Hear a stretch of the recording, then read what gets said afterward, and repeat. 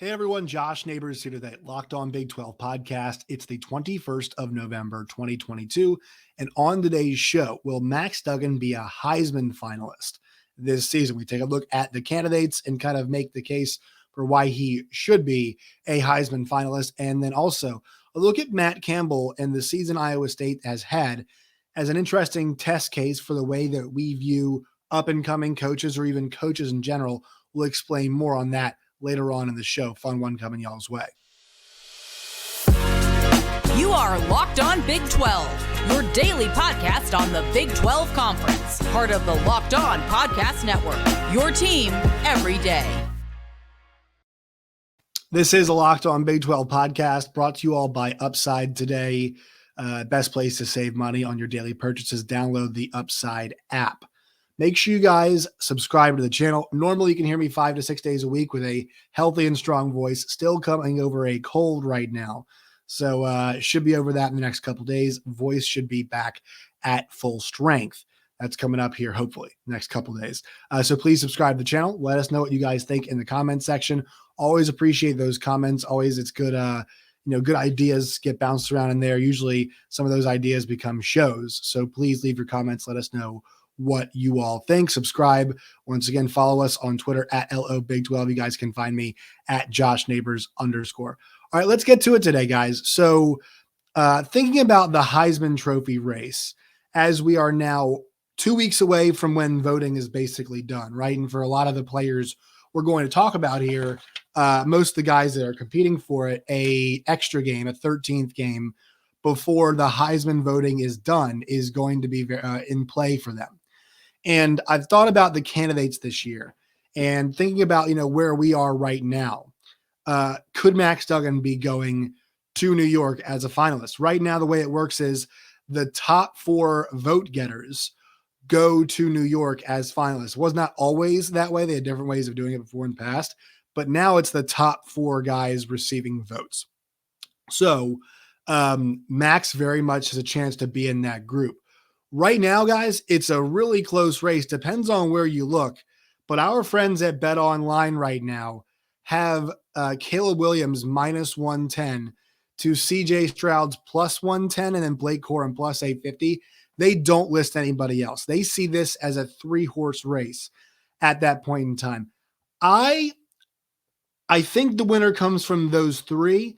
I think really educated college football fans know that this season has been, I'm not saying there's a lack of outstanding guys, but there's no runaway, there's no leader. And with the amount of parity that we've had this year, this has been more of a wide open race than it has in the past. And so we're going to kind of go guy by guy in this entire conversation about, evaluating these guys and kind of what, what their cases are, right? I think that's kind of the fun part of all of this. And so let's start with the guy who was the betting favorite when I made these graphics, no longer is, but CJ Stroud. And at most other shops, everybody, our friends at Bet Online, obviously they do a great job, but they are one of the few books that has Caleb Williams right now updated as the favorite. I think it's also right to do that. That could change, but the betting favorite is CJ Stroud. 35 touchdowns, 4 INTs, nearly 3,000 yards, just short of that. He's number 1 in touchdowns, number 1 in QBR, has had some really big games this year. But to me, you kind of wonder, has CJ Stroud had the Heisman moment yet? Now it's coming this week against Michigan, or at least the opportunity is coming this week against Michigan. If you remember last year, this is the game that obviously Ohio State lost. CJ Stroud played really well in that game. He threw for 69% completion percentage, 394 yards, and threw for 2 touchdowns.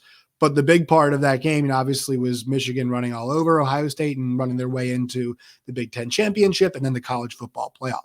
So a chance at redemption there. But he's put up some really big numbers. He's got 4 games this year with at least 5 touchdown passes. He had a 5 against Wisconsin, had another 5 against Toledo before that. He had a 6 against Michigan State, had a 4, which I know is not 5, against Iowa. It's a really good defense.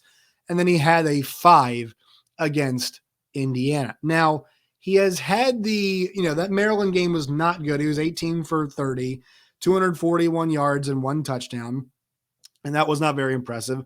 The Northwestern game was really, a disaster for him. 10 for 26 for 76 yards in that game. Did run for 79 yards. It's like his best running game that we've seen him have. He's not, they don't need him to run a whole lot, but that was one of his better running games. But he is a guy right now that has the opportunity because he is on an undefeated team. And when you look at the undefeated teams, right now, Michigan has a guy, Ohio State has a guy, Georgia does not have a guy, right? Stetson Bennett's there, but their offense in the red zones struggled a little bit, right? And I don't think Stetson Bennett's number is at our place where I think we feel super comfortable, like kind of including him in these conversations. So I'd say Stetson Bennett right now is not a guy there. But out of those undefeateds, you have Michigan, Ohio State, and TCU with these remaining unbeaten teams we're discussing here. And do those guys all have a guy? Yes, they do. Stroud is Ohio State's. Stroud is somebody that we're familiar with.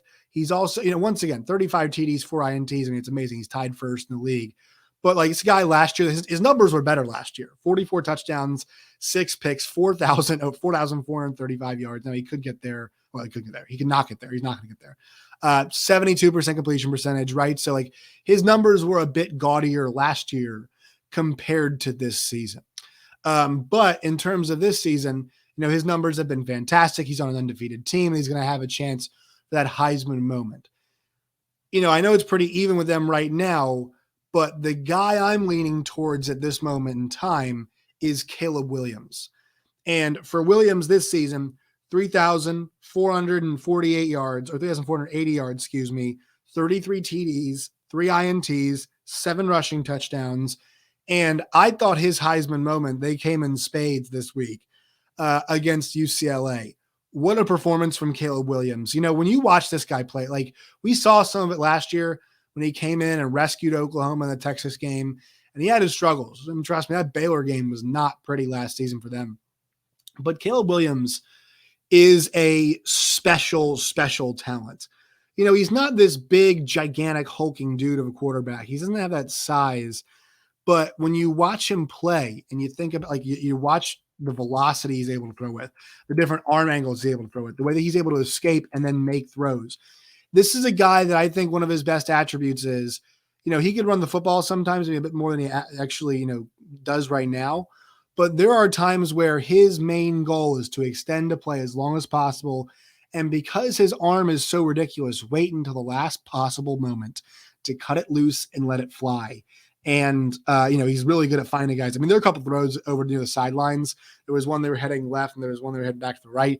I forgot which quarters exactly they were in, but he threw some missiles where only his guy could get into some tight windows. Interception he threw was pretty bad last week against UCLA, but 470 yards, 74% completion percentage, 2 touchdowns in the air. The pick was really bad. I mean, I'm not going to lie to you, but like he's only thrown 3 of them all year, and they put a lot on his plate. And then also he had a rushing touchdown. Those 7 rushing touchdowns I think are pretty big too, because right now he's at 40 and he's got big opportunities left. I mean, that was a Heisman moment, but he's going to have a chance to have 2 more, right? Going to have opportunities in the game against Notre Dame. And also USC has locked up a Pac-12 championship. Now you might say, well, Josh, he's got to be great in both of those games now. And maybe you favor Stroud because guess what? They're going to have a lesser opponent in the Big Ten championship game. Totally fair, and it's a great point and totally true. But when I watch them play, the guy who I feel like is cooking right now the best, and I know it might be recency bias because, that Colorado game wasn't the prettiest that Caleb Williams had, but the guy who's cooking the most right now, especially in this last month or so, Caleb Williams has been on an absolute tear. Not just passing touchdowns, of which he's got 9 of them in the last 3 games, but also he got 3 rushing touchdowns in the last 3 games. I mean, he's been on, or 4, rushing touchdowns in the last 3 games. So this is a guy that is really putting it all together.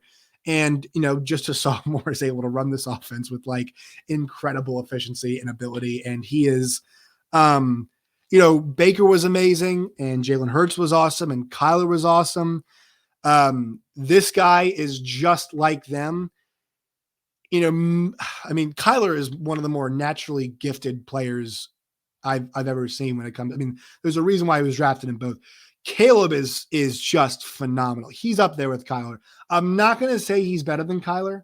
I'm not going to go that far, but I know the Pac-12 is, not all of it's really great, But the numbers that he's putting up right now and the way that he does it, like, it feels like there's very few times there's doubts about it. Now, they actually stopped in that last drive. Eventually, they finally stopped, and UCLA did. The guy put up 48 points, right, in that game, and they were, the offense did. Much they had any pick six in that game, but whatever. They put up 40-plus points is really the moral of the story here. And that, to me, is, in a big game like that, everybody watching you, to put yourself now in playoff position, like, the guy showed up. That was a Heisman moment. He's going to get 2 more cracks at it. They're going to need him to win them back-to-back games. Maybe the defense shows up, and that's the story. I doubt it, though, because that defense does give up a ton of yardage. They just turn the ball over a lot. So I'm a Caleb Williams guy right now. Those 2 guys are the favorites. Then we go to the best non-QB on a big brand. That's Blake Corum, right? Blake Corum is having a very nice season at Michigan. 19 total touchdowns, over 1,500 total yards of offense. And he's going to have the opportunity for his Heisman moment this week against Ohio State. And the problem for him is he got injured, and he was injured in the game against Michigan. 18 carries, 108. Game against Illinois. Sorry, he's on Michigan. 18 carries for 108. Finally lost his first fumble of the season. Has scored in every single game on the ground this year. Has 4 multi-touchdown games, including a 5-touchdown game against a decent UConn team. And every single game that he has played in conference play, he's gone over 100 yards in those games. Now, look, some of the teams they're playing, not very great, but this guy is a horse. It makes me upset that we didn't recognize guys like Breece Hall for performances like this, but the team wasn't obviously good enough for him to get recognized.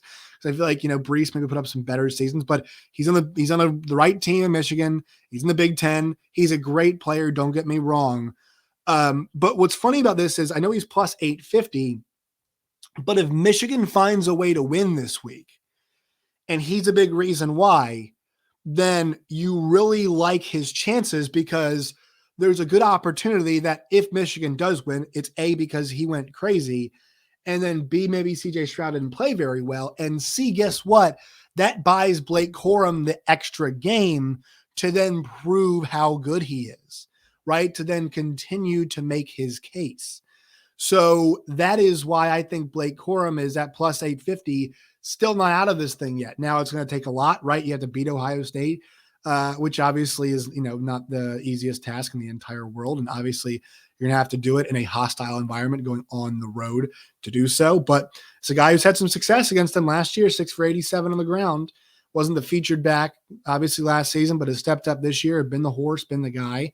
Hopefully he's healthy, but I think that plus 850 number you're seeing, and plus 850 at Bet Online, you can even find him plus 1,300, plus 1,400, plus 1,100, and plus 1,200 at other shops. So, Bet Online going to give him a better chance than most places, but he's going to have another opportunity.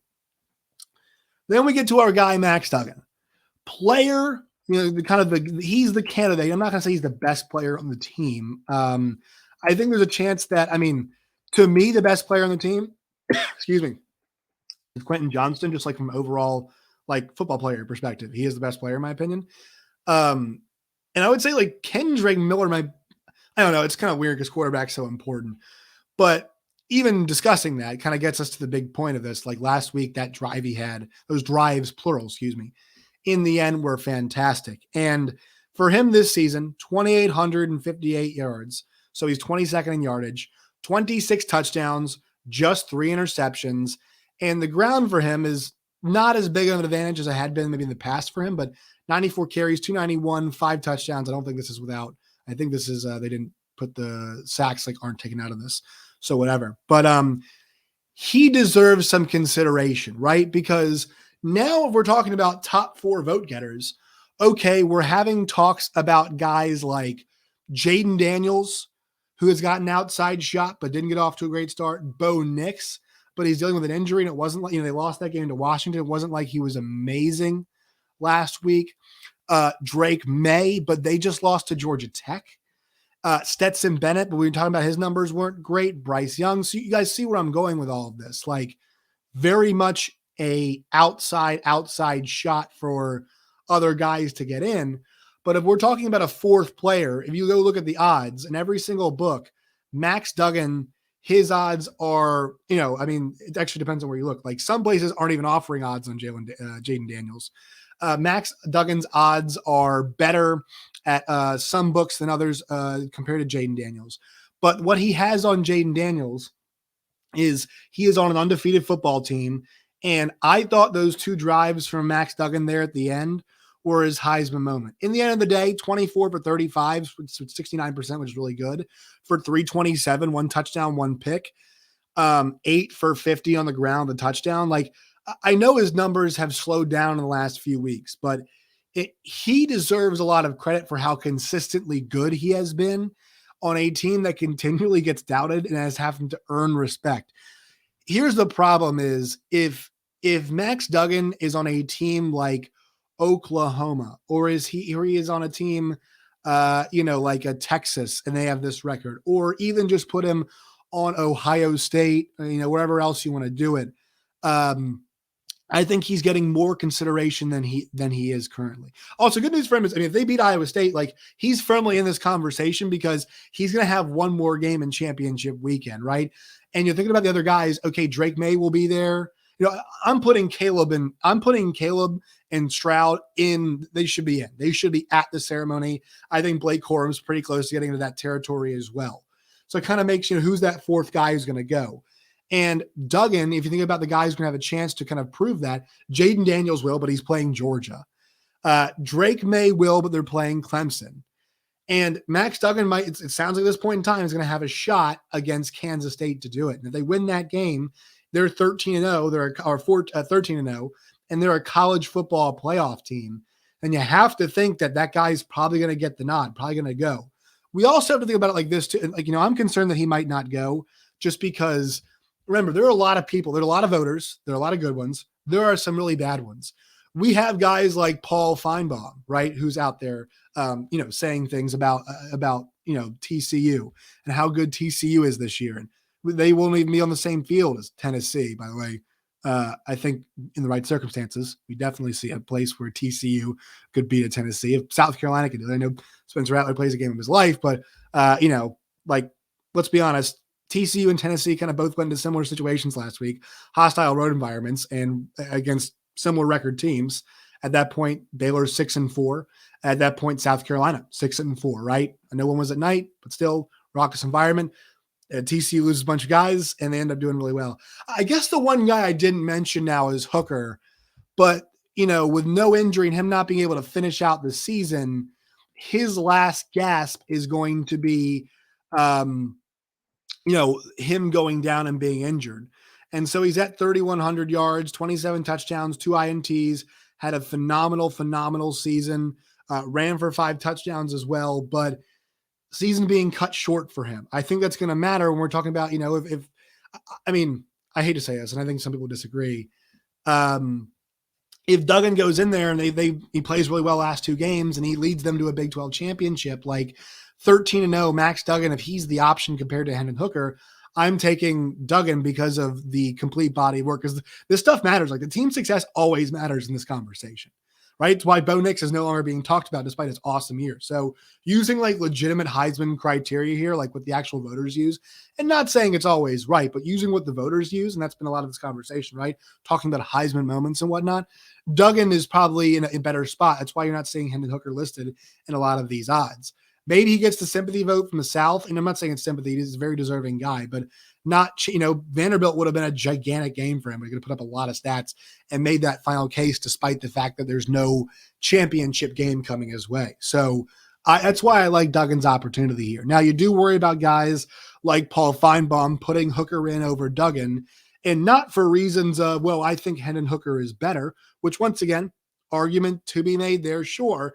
But you got guys who are just discounting TCU on the surface for discounting TCU and clearly not watching their games and probably didn't watch the dramatic last 2 drives where Duggan had to lead 2 of them because they dropped the ball, was going to have to lead 2 anyway, but led 2 scoring drives to rescue TCU's season and win them that game and remain 11-0.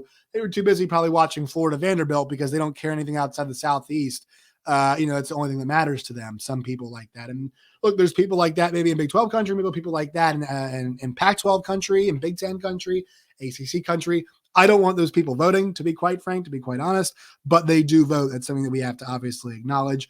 And so with that in mind, that's why this conversation comes down. Like, will Max Duggan have to be on a guy like that? But if they go undefeated, I like Max Duggan's chances to go to New York because there has to be a fourth guy. And it feels like Corum right now is going to be there. It feels like Stroud. It feels like Williams is going to be there right now. There's a good chance for a fourth guy, and I think there's a good chance it could be Max Duggan. We'll see if he can get some of his weapons back. That'll be a big part of this too. But if TCU keeps rolling, man, there's a good chance that we see Horned Frog Max Duggan in New York. Quick word from our sponsors, and then we will hit on some coaching stuff here before we get out of here.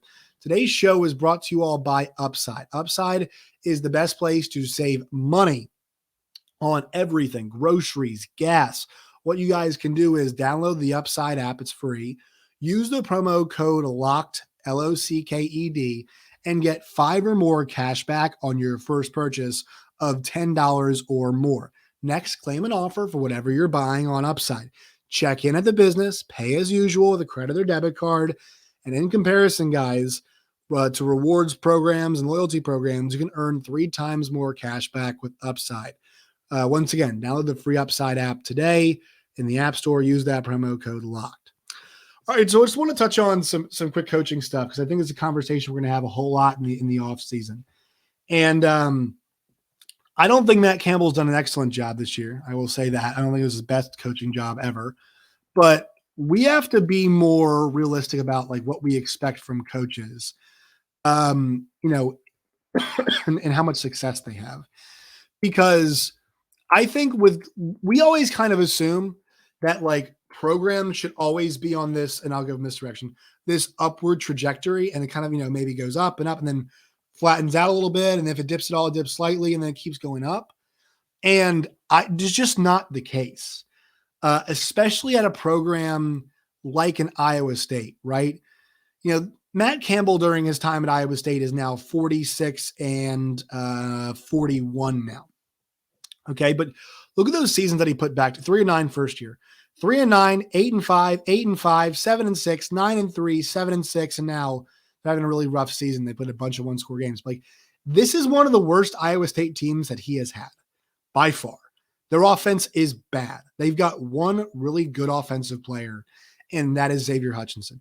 Their defense is really good, and it sucks to see them waste an awesome year from their defense.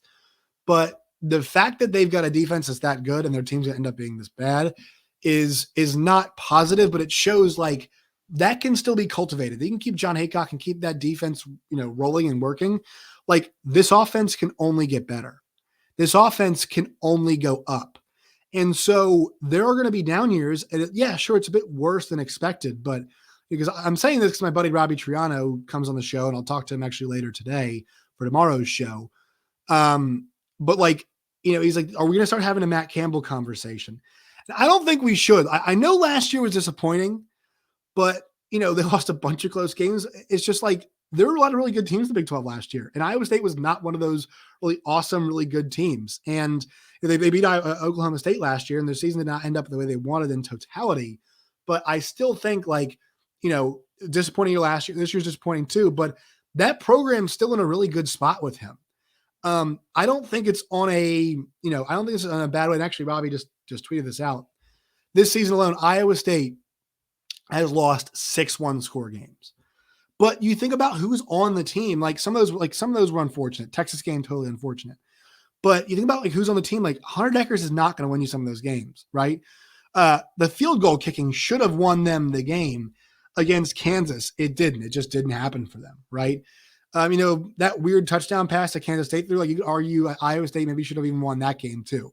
So I think that we have to be careful about the way we talk about these coaches. Like Neil Brown, sure, they go to bowl games sometimes, but they've got no discernible identity.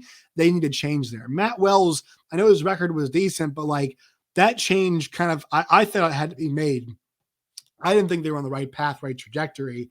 And I think the change now shows that they're kind of trending towards the right direction. Gary Patterson, some people disagree with this. I thought it was clearly the right time for GP to go. Now you're seeing it was definitely the right decision to make that move. But that's not the case with Neil Brown. Maybe Dana Holgerson's a great test case for this because they're having a down year from what they thought they were going to have at Houston as they now enter the Big 12. Maybe they want to make a change there. We'll see. I don't think so. And maybe it's the right move to keep him around. Maybe things do get better. So I think this coaching conversation will continue to have it as we move through the offseason, move towards the offseason. But a lot of interesting aspects from when is it too early to start asking these questions? When's it too early to pull the trigger? All that kind of stuff. We'll have more of that as we roll on. One more word from our sponsors. We are brought to you by BetOnline and BetOnline.net. Already got a lot of BetOnline run in today. Talked about them having the odds for us for the Heisman Trophy. If you guys want to bet on that, or if you guys want to get in on the action this weekend, we've got World Cup, NBA, NHL, college football, college basketball, NFL, all happening simultaneously. Only place to get in on it is BetOnline and BetOnline.net. Make sure you guys subscribe to the channel today. Find us on Twitter at LOBig12. You guys can find me at JoshNeighbors_. Till next time, my friends, as always, stay safe.